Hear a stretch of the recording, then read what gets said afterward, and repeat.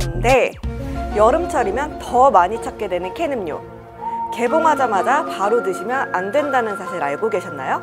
캔 음료와 즉석밥 속에는 발암 가능 물질인 퓨란이 들어있기 때문인데요. 퓨란은 어떤 물질인지 안전성 평가연구원 한강현 그룹장과 함께 알아보겠습니다.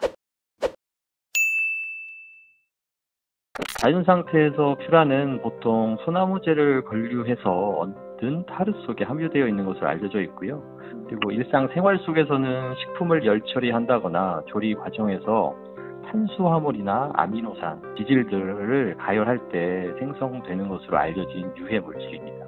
특히 논란이 있는 부분이 퓨란과 인체의 발암성에 대한 상관관계인데요. 어떠한 인체 질병이나 독성과 특별히 연관되었다고 과학적으로 밝혀진 논문이나 보고들은 아직까지는 없습니다. 대신에 인체 암을 일으킬 가능성이 동물 실험 결과 가능성이 있는 것으로 가늠이 돼서 퓨란을 발암 가능 물질로 분류를 하고 있습니다.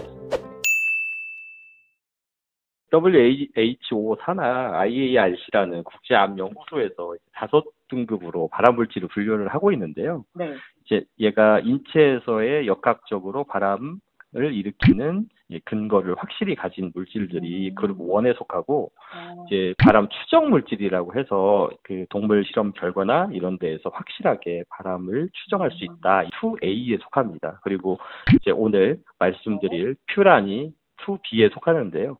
2B는 인체 역학 결과도 없고 동물 실험 결과가 일부 존재하기는 하지만 연구가 많이 이루어져 있지 않아서, 그러니까 추정만 할 수 있는 물질이 2B에 속한다고 생각하시면 됩니다. 퓨란 외에 발암 2B에 속해져 있는 물질은 경유, 휘발유, 니켈, 그리고 농약으로 많이 저희가 예전에 사용했던 DDT나 휴대폰 전자파 등이 대표적으로 2B에 속하는 잠재적 발암 유발 가능성이 있는 물질로 분류가 되어 있습니다.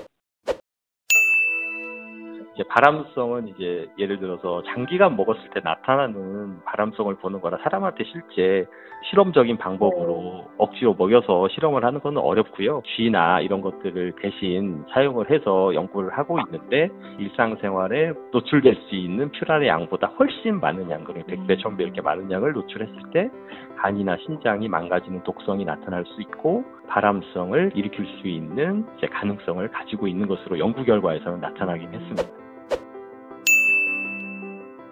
식약처에서 사실은 유해성 평가를 위해서 퓨란이 어디서 사람한테 가장 많이 노출되는지 연구한 결과들이 있습니다. 공유가 40% 가까이 되고요. 공유 중에는 이제 용기라면 그리고 컵밥 이런 것들도 해당된다고 볼 수 있습니다. 그래서 특히 이제 인스턴트 캔에 들어있는 병에 들어있는 공유나 주류를 마실 때는 더 주의하는 게 필요할 거로 생각이 듭니다. 발암에 대한 감수성, 그러니까 발암의 어떤 특정한 물질을 사람이 먹었을 때 발암을 나타내고 안 나타내고는 사람 간의 차이가 상당히 많거든요. 네. 그래서 적은 양이라고 할지라도 가능하면 섭취를 안 하는 방법을 선택하시는 게 아무래도 좋을 것 같습니다.